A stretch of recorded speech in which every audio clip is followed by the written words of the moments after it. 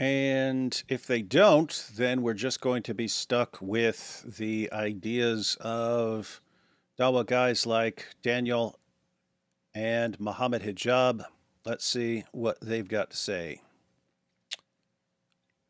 Now, what you have to see, what is your artillery? If you're trying to control the situation, you have ila, you have talaq, you have hajar, min al-madja', you have maw'idha, you have polygamy, which can be done, is not as a punishment or anything, but just it can be done. That You don't have those things in your artillery. That's what I'm you can trying give to a say. talaq. The legal system has made all of these options illegal. Like they're actually illegal, Well, or if they you, can have, be if used you against decide I'm you. not going to have sex with my wife, they're going to come and arrest you, for No, example. she'll accuse you of abuse as well, and when she divorces you, she'll get all your property. She'll get custody of the kids. Then American Muslims shouldn't get married by the British law. The American law. It doesn't matter. Everyone catch what he just said right there? So this is the idea. If you get married according to the American law, in other words, it's done legally. The marriage is done legally in the United States of America. Then when you get a divorce, then she's going to be able to seek legal recourse against you. And Hijab there is saying, then don't do it. Don't do it through the legal system. Interesting. Let's let him continue here. Huh? If you're doing, even if you just do your nikah, it's still you're still legally obligated to these things. You're still accountable to the There's no distinction. How would you prove that you've done nikah? Everyone catch this. I don't want to keep interrupting, but I want people to catch what he's saying here. So Daniel Hakikachu brings up, well, even if you just do a marriage in the mosque, she'll be able to show that you guys were married. And Hijab saying, well, how's she going to prove it? So what's this mean? Because he already has it in his mind that I'm the guy who's going to handpick the witnesses who are my friends who will lie for me. And so how is she going to prove anything to anyone? What are we going to, she's going to walk into court and she's going to say, hey, we're married. And the judge is going to say, okay, where's the marriage certificate and all this? Oh, I don't have any of that stuff. Okay, where are the witnesses? No, they all agree with him. He's saying, how are you going to prove it? So he's actually, I mean, keep in mind, this would have been a man who married a woman, then they divorced, then she tries to prove that they're married. And this is Mohammed Hijab from a couple years ago saying, if you're willing to lie, how is she going to prove anything? It's so weird that the Dawa guys, much like Andrew Tate said he was doing all these things for years. And then once people actually accuse him of doing it and he finds out it's illegal, then it's, no, I never did that stuff. And here you have Hijab talking about all this stuff that's going on. And then all this stuff that he's been defending for years, as soon as it's pointed out, hey, that's what you're doing. You're lying about your marriage, just like you taught was okay to do, lie about being married. Now you're doing it. I would never do that. No, she must be the one who's lying. I haven't seen her defend lying. I've seen you defend lying. Pretty much almost every video clip I've ever seen of you is you defending lying for something. And the whole conversation here is about, so Hijab says, like, you got tools, you can manipulate women, right? That's the whole context of the conversation, is you got all these tools you can use against your wives who, want to be treated as decent human beings or whatever. And Daniel's like, well, the problem is here in America, you don't have those tools because the legal system has set up protections for women. And then Hijab is like, okay, well, here's how you get around the legal system, right? Mm-hmm. So they're conspiring on how to get around American laws set up for the protection of women. And yet somehow this is, Islamically good, right? The whole thing is they're complaining about how the laws are against Islam. Mm-hmm. And this is too. Oh, go ahead.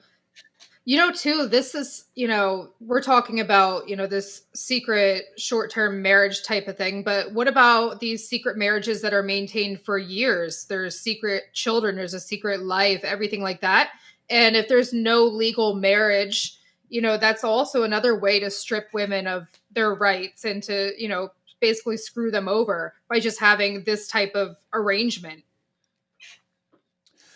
Yeah. And, my goodness, it's just amazing to me that sitting here defending all this stuff and then he actually does it. And then his followers don't believe, For the followers who are still on his side who think that he didn't do this, we have video of him saying that's exactly what someone should do. So it is an interesting situation where he does seem to view Islam. This is his view of Islam. Islam is one big set of tools on how I can abuse women. And then he's horrified to think that, oh, in some places, women will actually have tools to avoid being treated like this. And so how do you remove that from the women so that we're the only ones who emerge victorious in these situations, and everyone else, we can do whatever we want to them and there's nothing they can do about it. And we want to keep women there. So do not acknowledge any of this that we're actually doing. This is wild stuff, but let's let him continue here. How would you prove that you're married? Nikah, yeah. No, all she has to go to court and say, yeah, he married me in the masjid, or he married me according to Islamic law. And that'll actually count against you, because the judge will say that, oh, he is using religion to manipulate her. We'll do nikah. I wish it were that easy, but unfortunately, I don't know. I think that I don't know if it's every state is as gloom as you're making it out. Most states actually have common law marriage, and according to common law marriage, just the fact that you have been living together, regardless of their nikah or marriage, you count as a married couple, and you can be divorced, and you can. Okay, in that case, then the brothers should put their assets and their things in other people's names. They should put. Oh my God. Now you're getting this. So guys, I think. Wait, sorry. Let me just add this point here. I think what he should have said there, because he told them if they have been living together, then they are counted as married couples, and according to what I have experienced, that's exactly what he was trying to avoid. Yeah. So, I mean, just. One, it's him trying to make it so that the woman can never prove that she's been married, and on the chance that she can prove that somehow, even when he's lying, if she somehow proves it, hey, make sure your stuff is in other people's names, so that there's a lot of secrecy for this guy. Everything is secret and deception and lying and covering things up and Sister Aisha, I have another question. I think maybe it was one of Salman's videos or somewhere else. Maybe it was in Thaddeus's video with you.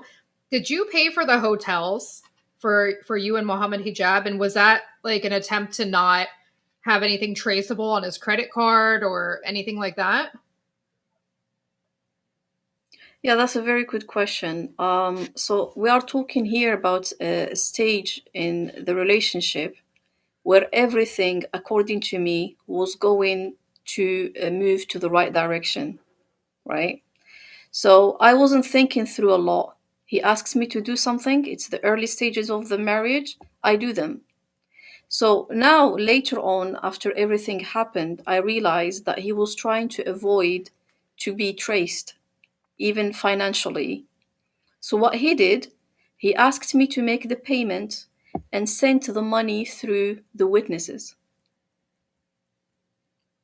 So all of that. So in other words, to meet at a hotel and pay for the hotel, he would have the money sent to you through other parties.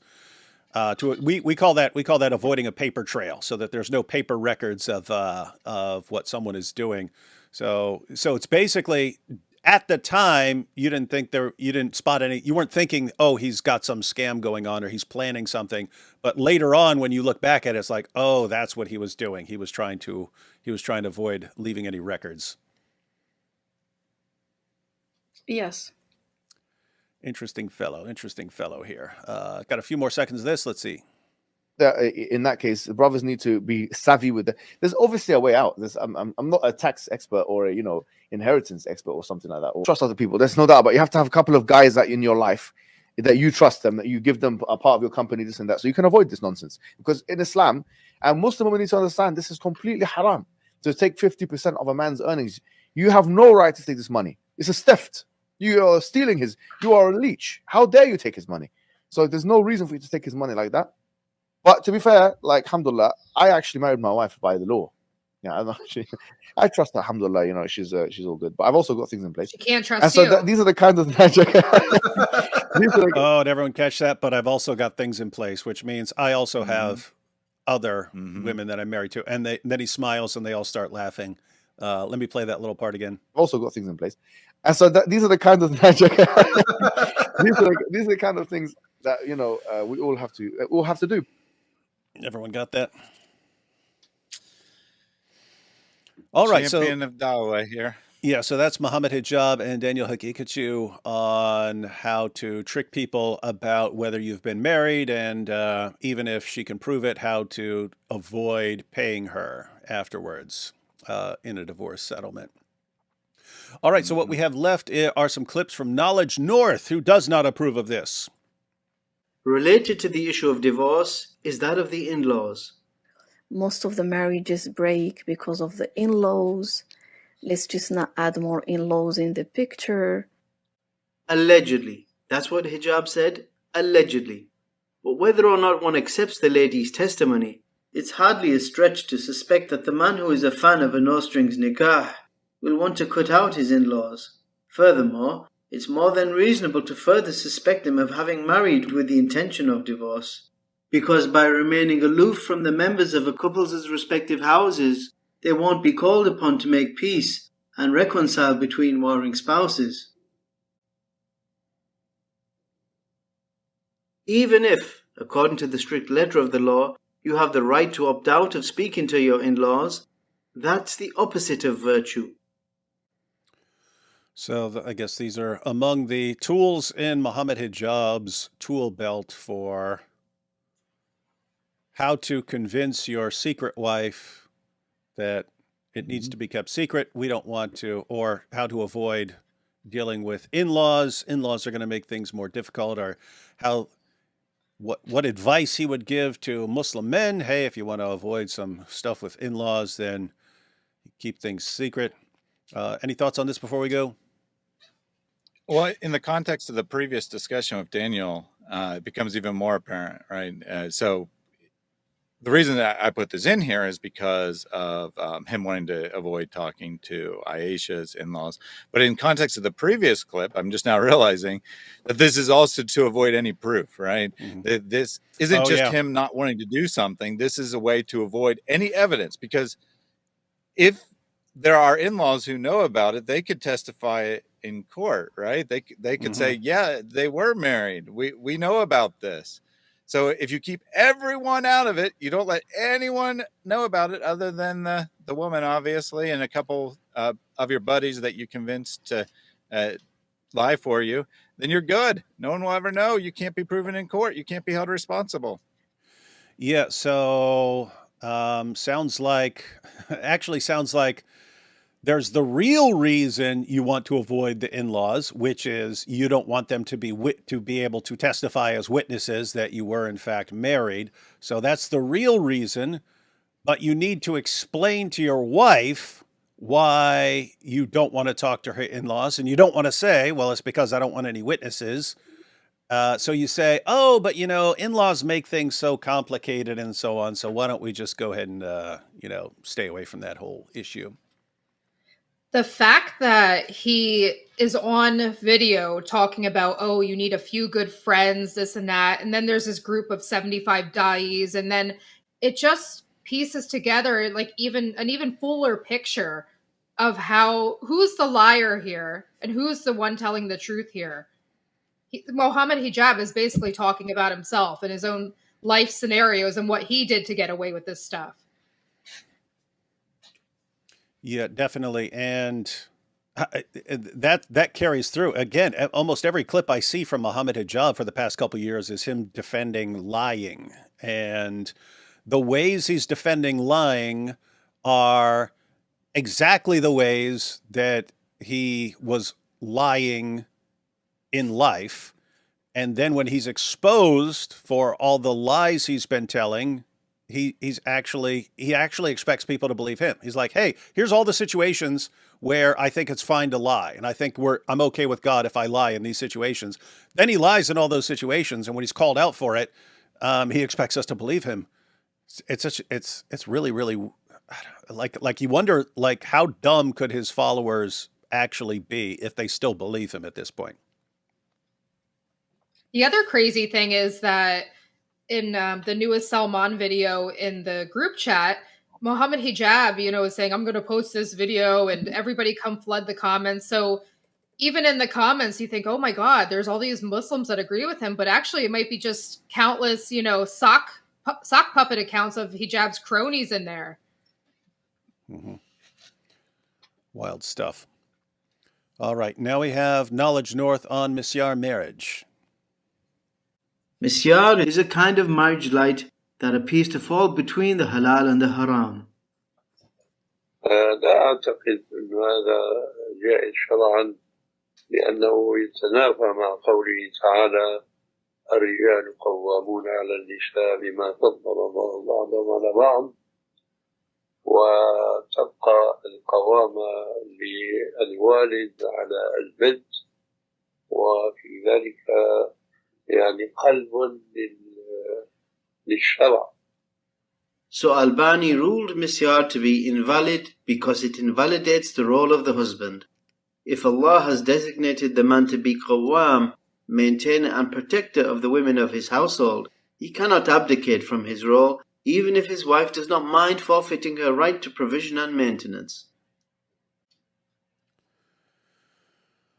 Wild, wild stuff. Wild stuff. But that is definitely a superior view to Mohammed Hijab. Yeah. So the point of this isn't to say necessarily that, Mishar is not part of Islam or part of Sunni Islam or anything like that, but just to show that there is legitimate disagreement, right? Albani is not exactly a lightweight here, right? He's a very important figure in recent Islamic history. And in his opinion, this isn't a valid part of Sunni practice at all, right? The Mishar is not a valid practice at all. And of course, what Hijab actually did isn't even Mishar. It's just prostitution, or not even really prostitution, right? In prostitution, there's at least an agreement from the woman, but here it's like it seems worse. It seems worse than mutta. Yeah, it's worse than prostitution. Mutta. With mutta, you and the woman would be agreeing this is what's going to happen. We are agreeing that we are going to be married for 3 hours or a day or something like that. Whereas here, you're pretending that you are intending to have a normal marriage, but you're actually doing the same. You're actually doing the same thing that you would do in a mutta marriage, but it's one-sided. She didn't consent to this, but you are planning it. So yeah, I think it's worse. Yeah, I mean, what Hijab actually did is more or less sexual abuse, or you could say rape, right? It's kind of like a date rape scenario, to use a Western term here, where you pressured a woman into something under false pretenses. She, technically speaking, might have consented, but she didn't really consent because everything was false from the beginning. And under U.S. law, you could be prosecuted for that, right? You can go to jail for rape charges for the kind of thing that Mohammed Hijab did in this particular circumstance. Weird. I would argue yes, that as well. absolutely. Yeah. You know what? Yeah, I think even in his own, even if in his own words previously, he described that as sexual exploitation in one of his videos. I don't know if we have that video on the list. And that implies great trauma to the woman basically is getting married to. And there was no explicit consent to this specific scenario with a specific goal in mind for Mohammed Hijab, and you just wanted to hook up and that's it. No, that's not what you wanted from the beginning. It's not what you wanted when you did the nikah. It's not what you wanted when you went to those hotels. None of this was actually consent from you. You didn't consent to this type of situation at all. Yeah, I just wanted to say that this is why I chose him. It was a choice I made because I assumed he is better to be trusted for better circumstances because he's more trusted. I trusted him more than all the other proposals I had. So if this arrangement is what I was looking for, I wouldn't have left monogamy to the side and then gone to marriage through something like this, into something like this. This is crazy. There is no one who takes such decision in their lives, especially mothers. This is something I had never agreed to. It was never brought up to my attention ever until he married me. And basically, as I said before, I assumed he is more religious and more to be trusted. I know you guys, Christians, and you are critics of Islam. You don't agree to that, obviously, because he treats you in a certain way, and whatever the reasons are. But from an Islamic perspective, in the Muslim community, based on the things that he used to advocate for previous to this marriage, I based my decisions.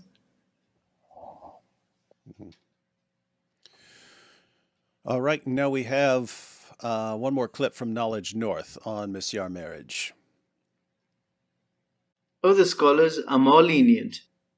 إذا تمت الشروط وأعلنوا لا بأس ما نعلم في شيء أسقطت حقها يأتيها نهارا دون الليل وأسقطت حقها لا بأس حق ولها مثل ما أسقطت سودة حقها. These differences between the ulama, some ruling misyar haram, others halal, can be reconciled to an extent because there is no dispute between the scholars that, were the husband to prove unable or unwilling to maintain or fulfill his marital responsibilities, then the marriage would be in jeopardy and the woman would be justified in initiating divorce and suing for alimony. Nor is there any disagreement between the scholars that the parties cannot stipulate in the marriage contract the waiving of either side's God-given rights, as all such conditions designed to circumvent the Sharia are null and void. The scholars' functional difference in their ruling on misyar really stems from how they approach the timing. For Bin Baz, at the point where the woman who had previously waived some of her rights decides she now wants them, but the husband refuses to man up, at that point the misyar marriage fails. Whereas Albani works backwards from the point where the man is unable or unwilling to grant the wife all her rights.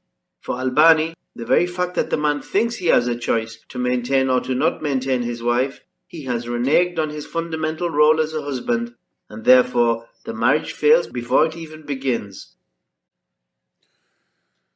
So it looks like Knowledge North is So on... Oh, good. I'm going to give some clarification to this point. So what he's trying to say here is there are two different opinions about this matter of misyar.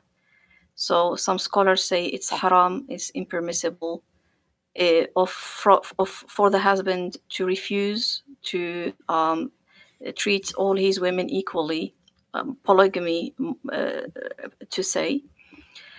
It's haram for him to refuse to do that in case the woman who he married to, who has previously forsaken some of her rights, decides to ask for them. So when she does, it's haram for him to tell her, no, I won't give it to you. I won't give you your rights, and I'm not going to, it's not going to be equally, I'm not going to be treating you all the same equal way.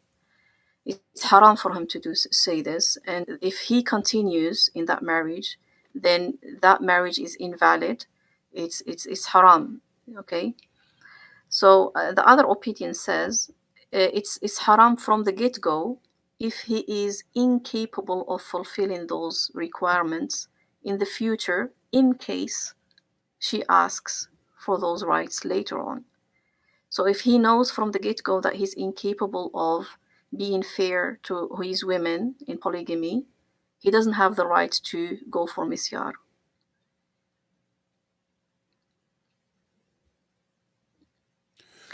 But again, as we said in the beginning, what Muhammad Hijab was looking for has nothing to do with misyar.